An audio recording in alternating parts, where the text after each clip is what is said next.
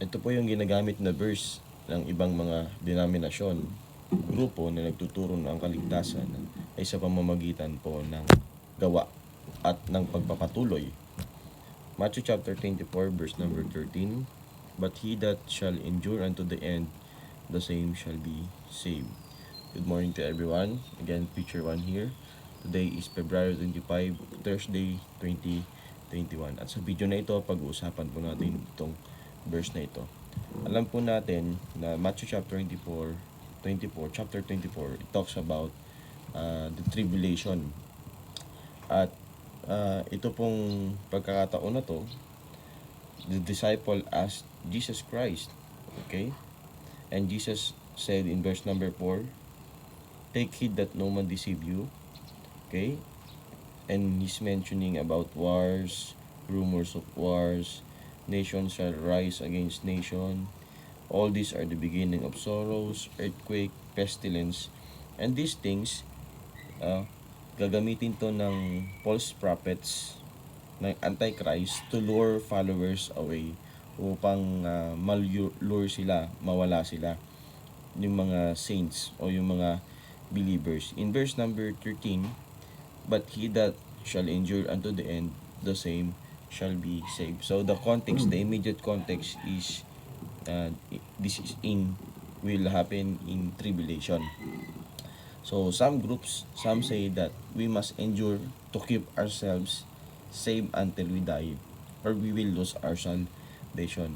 But the Bible never says that salvation from sin, from the penalty, curse, power of sin, is by enduring or by continuing. It is always in believing by Christ, not by our works. So, ano po ang ibig sabihin nito? Believers in the 7-year tribulation, alam po natin na pinag-usapan po dito yung tribulation, must endure the Antichrist or yung false prophet, the Antichrist and false prophet persecution until 7 years are finished. So this is not referring to the spiritual salvation of a believer's soul, but it refers to people being rescued by Christ, returning to defeat the Antichrist. So it does not talk about yung eternal situation ng believers, ng mga mananampalataya, ng mga saints pagdating ng tribulation. And we don't believe na ito po ay nagtuturo ng salvation or faith plus works. Faith plus endurance equals salvation. Why? In our position, it is kontra po ito to everything that New Testament plainly says about salvation.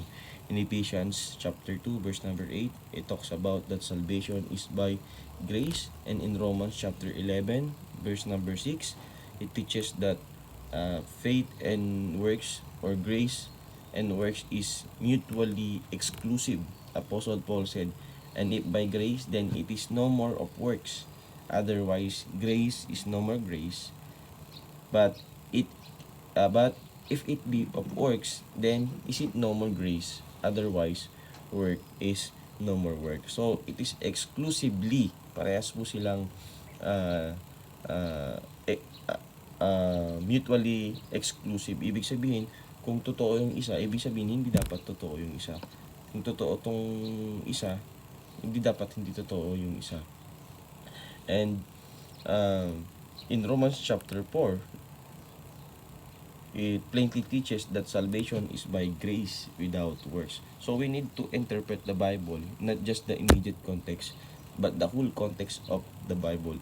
Hindi ibig sabihin isang verse lang na nagsasabi na we need to endure unto the end, some shall be saved. Babalik ta rin niya na lahat ng sinasabi ng Biblia, mula pa sa Old Testament, before the law, during the law, and to the future. It is still salvation is by grace, okay, by faith alone, by Christ alone. And meron pang isang kaakibat, 2 verses lang sa Biblia na parang nagpapakita na ang endurance or ang works, kailangan mong magpatuloy about enduring, no, para maligtas ka, ay matatagpuan din sa Revelation chapter 14 verse number 11 to verse number 12. But Revelations 23, Revelations 14, 11 to 12 at Matthew 24 verse 13. Itong dalawang verse na to, okay?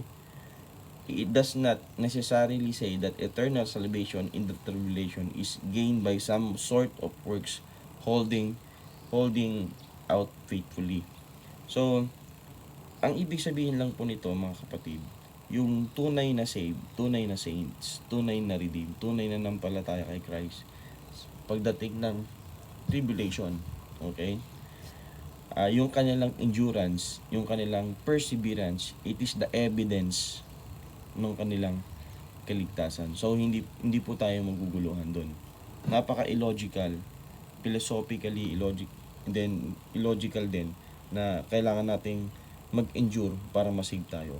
Parang ang kaligtasan ng ginawa ni Jesus Christ ay hindi sapat, okay, para sa kaligtasan natin. 50% kay Lord, 50% sa atin. No, hindi po ganun ang tinuturo ng Biblia. At maraming salamat po. Kung meron kayong mga katanungan at clarification at hindi maunawaan o hindi kayo agree, please comment down below po. Maraming salamat. God bless us all.